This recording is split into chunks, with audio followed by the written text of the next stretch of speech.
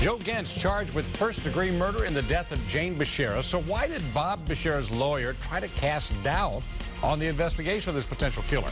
New tonight, what investigator Scott Lewis has uncovered. Good evening. Thanks for joining us. I'm Stephen Clark. And I'm Carolyn Clifford. We first told you about the charges against Joe Gentz on Action News at noon. Gentz was arraigned on first-degree murder charges and conspiracy to commit murder. He's being held in the William Dickerson Detention Facility in Hamtramck, and his preliminary hearing is scheduled to take place on March 16th. Joe Gentz told police from the very beginning that he played a key role in the death of Jane Bashara. So why would Bob Bashara's attorney claim there was another random person involved, trying to cast doubt on the investigation into Gentz? Well, let's get right to 7 Action News investigator Scott Lewis, who is outside the Bashara home. And Scott, what's going on here? Well, I've covered a lot of murders. It sounds to me like a defense attorney trying to throw as much stuff out there as he can, hoping something will stick and create reasonable doubt with potential jurors. First, he said he thought Gentz acted alone. Then David Grimm said he didn't think Gentz was involved at all. It was a random crime. And then when Gentz got arrested on Friday, he said Bashara was feeling a profound sense of relief that Gentz was off the street. So David Grimm definitely has flipped and flopped. Few people were surprised to see Joe Gentz arrested and charged with Jane Bashara's murder. After all, the guy walked into the police department weeks ago and confessed to the crime. But just last week, Bob Bashara's attorney was spinning a different story to the press, saying he decided that Joe Gentz was not the killer.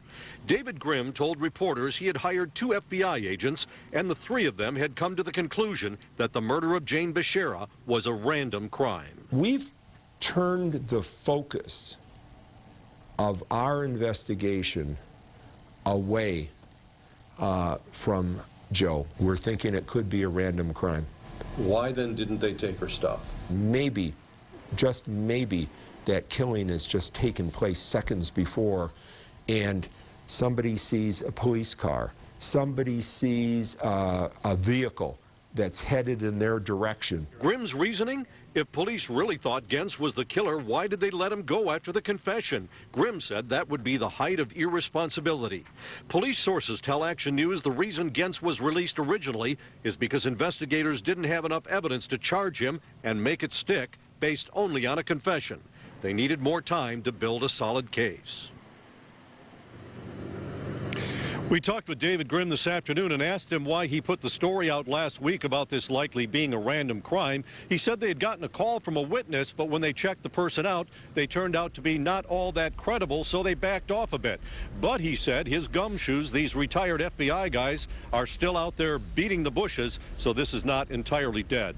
Reporting live from Grosse Pointe Park, Scott Lewis, 7 Action News. Yeah, Scott, of course, Bashara has commented now and again through the course of this investigation so far, and you saw him today. Is he saying anything?